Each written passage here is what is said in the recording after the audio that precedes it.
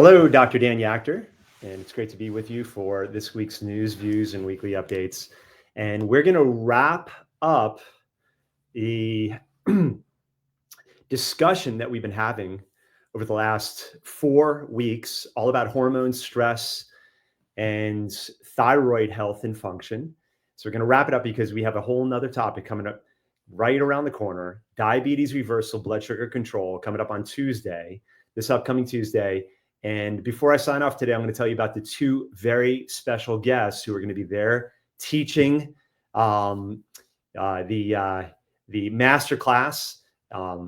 The one person who has not taught a Masterclass in almost 20 years, someone who is always by my side, helping me each and every day at the office. So I'm going to tell you a little bit more about that Masterclass coming up. But before we get into that, I wanted to go ahead and wrap up the last couple of topics that I really wanted to spend time summarizing from, again, the Masterclass on hormones, thyroid, and stress. And then I'm going to leave you with really the most requested information in our office, all about testing. How do you test hormones? How do you test them properly? And then how do you interpret those tests? How do you really understand what's going on with your hormones? But more importantly than that, with the data that you get after you test your hormones, what are the right strategies for you, for your unique physiology, your unique biochemistry, your unique genetics, your unique historical medical makeup? How do you apply strategies that are going to really help you move in the right direction, balance your hormones, and just feel your best?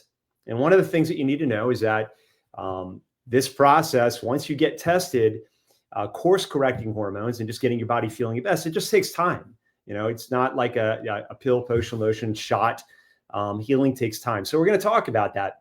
The first thing I wanted to get into is the topic of exercise and how it impacts hormones. For men and women, it's very different. And this is something that's never taken into consideration.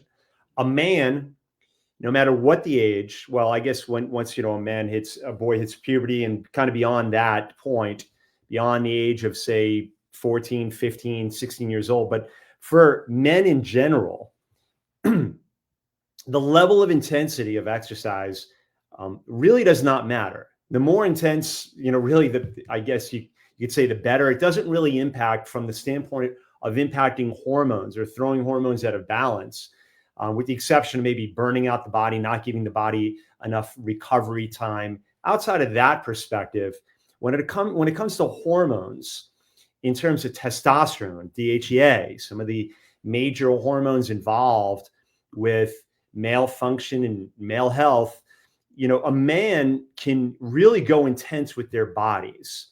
No matter what the age, no matter where they're at in their life cycle, you can go very intensive and not really throw hormones out of balance. So if you're doing heavy weightlifting, 4 or 5 days per week, and you're doing it every week, all year long, it's not going to really mess up your hormones. In fact, it's just going to strengthen your system. So men are very different in that respect. It's very difficult to create hormonal imbalance with even the highest level of exercise intensity. Now, women are very different, especially as it applies to cyclical women.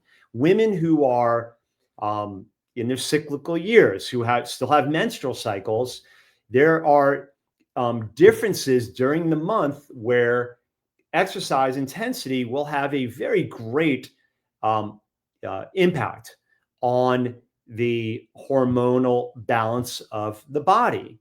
So, for example, if you're a cyclical woman, while you're coming into really, like, I guess you could call it the second week of the cycle, the first week is menstruating. You want to call it bleeding. That's when you're, the first 3, 4, 5, 6 days menstruating. You really want the hormones to be kind of driven low and everything's kind of reset in that respect. But then on the second week, you start going through the you really start moving up where estrogen is starting to climb in the system, and you're going through this kind of follicular. You're going to move in more into the follicular stage you're going to move more into the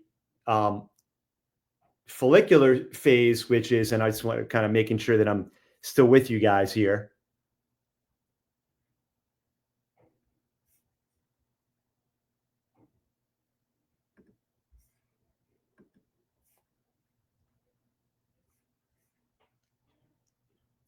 Okay. I think I may have lost you here. I was on the line, so I'm going to go ahead and start over here for those of you guys who are with me here, trying to get things rolling. I'm not sure if having a couple of technical difficulties here, but again, what we started talking about is the differences in terms of how exercise impacts hormones, and it does so differently in men and women. Exercise intensity, not so much of an issue with men, but women who are in their cyclical years, it could be a problem. If you want to keep your hormones balanced, you have to be very careful. If you're in your cycling years, you're still menstruating as a woman, exercise intensity has to vary throughout the month. So during your, basically your second and fourth week of the cycle, you can go more intense. You can have more intensity with your workouts. During the first week and the third week, you really want to let up a little bit, do more things like yoga, like walking, things that are more rejuvenative for the body, that are a little easier and lighter on the body. If you bring intensity into the body at the wrong time during the month, you can really skew the hormones and you can create a major imbalance. This is something we talk about at the master classes. This is something I work with, especially with cyclical women, one-on-one, trying to help them balance their hormones. So with that in mind, the other part of the conversation that I wanted to discuss today is testing. How do you test hormones properly? There are two different ways that we use in our office, and it's qualitative and quantitative. Qualitative meaning we use one test, which is hardly ever used in any doctor's office. It's called the Dutch test, dry urine test with comprehensive hormones. And it's a urine collection type of test where we are actually seeing the quality of the metabolic activity as hormones are coming through the body and being urinated out. How are they being metabolically processed? And in doing so, we're looking at the quality of the hormones. Along with that, we also recommend patients do blood draws, and they get the blood marker to actually look at the quantity of hormone.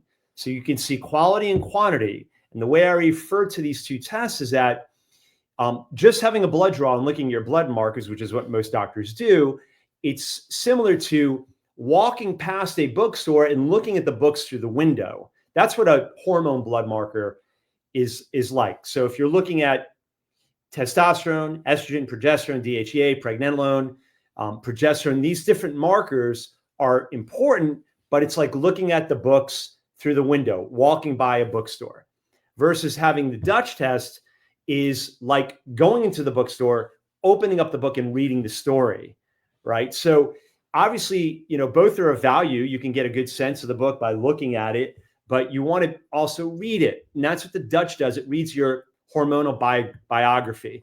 So we do both in our office to get a global sense of hormonal balance or imbalance. And then once we have the ability to mine and cultivate all that data, then we can really put together an accurate and precise game plan to bring hormonal balance to your body. And again, it doesn't happen overnight. There's a process to it. But again, it's all about having the right information, designing the right protocols and strategies for that person in front of you as a clinician, that's me in front of my patient, and then tracking it and then retesting to see if we truly did clinically make those changes, create more balance, which we almost certainly know long-term that balance that it's going to create is going to lead to better health, feeling better, and just better life experience. You're going to be, if your hormones are balanced, more energy, you're going to feel better, and really your relationships going to be better. Everything gets better when hormones are healthier and stronger. So that's just one of the many tests that we offer at our office. obviously I'm a chiropractor. I work on the spine all day, but we also do, I'm a nutritionist for almost 30 years, been doing nutrition. But we also, really what I've built in the office is I have my own supplement line, and I use that because I know it's the highest quality nutrition. I use it to help bring balance to my patient's body with before and after testing. In the office, we've created a virtual LabCorp Quest where I can have any marker or any panel drawn, and I can look at blood markers, and I can do these specialty tests like the Dutch test, GI mapping, the gut mapping. I can look at all of this and really help patients on the level that they need to be helped, or they want to be helped. So I wanted to leave you with that last bit of information on the hormonal side, the thyroid side.